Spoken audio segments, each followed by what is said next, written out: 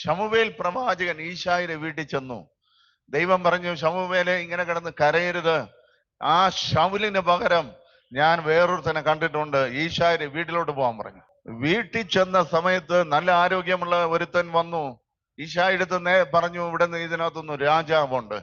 എന്നാ പറഞ്ഞു, ഇവനെ എന്റെ മൂത്തമാൻ തന്നെ ഏതാ ഇവിടെ നിൽക്കുന്നു, കണ്ടില്ലേ, ഇവന് ആ ശൗൽ രാജാവിന്റെ അവിടുത്തെ പടയാളിയും കൂടെയാണ്. തൈലക്കൊമ്പെടുത്തപ്പോൾ കർത്താവ് പറഞ്ഞു, തൈലക്കൊമ്പ് അവിടെ വെച്ചേക്ക്, ഇവനല്ല. എന്നാ പിന്നെ നീ മാറിയിക്ക്, അടുത്തവൻ. എല്ലാവരെയും വരി വരിയായിട്ട് നിർത്തിയിട്ടും ദാവീദിനെ കുറിച്ച് ചരിത്രങ്ങൾ ഒത്തിരി ഉണ്ട്, ബൈബിളിനകത്തൊന്നും എഴുതിയിട്ടില്ല.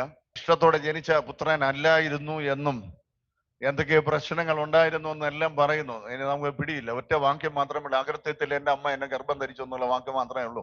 അതിനെക്കുറിച്ച് ഇന്റർപ്രിട്ടേഷൻ ഒന്നും ഞാൻ പറയാൻ വേണ്ടി ആഗ്രഹിക്കുന്നുമില്ല. അവസാനം ശമൂവേൽ പ്രവാചകൻ ചോദിച്ചു, ഇത്രയേ ഉള്ളൂ? ഓ, ഇനി ഒരുത്തേ ഉണ്ട്. ഓ, അതൊന്നും വലിയ ഗുണമുള്ളതൊന്നും അല്ല, സൈസൊന്നും ഉള്ള ചെക്കനൊന്നും അല്ല. അവൻ ഈ കാട്ടിന് കിടന്ന് പാട്ടും പാടി ആടുകളെ മേയ്ക്കുന്ന പരിപാടി മാത്രമല്ല, വേറെ ഒന്നുമില്ല അതിനകത്ത്. ശമൂവേൽ പ്രവാചകൻ പറഞ്ഞൊരു വാക്കുണ്ട്, അവൻ വരാതെ പന്തിക്കിരിക്കത്തില്ല. നീ വരാതെ ചിലത് നടക്കാത്ത ചില കാര്യങ്ങൾ വരാൻ പോകുകയാണ്.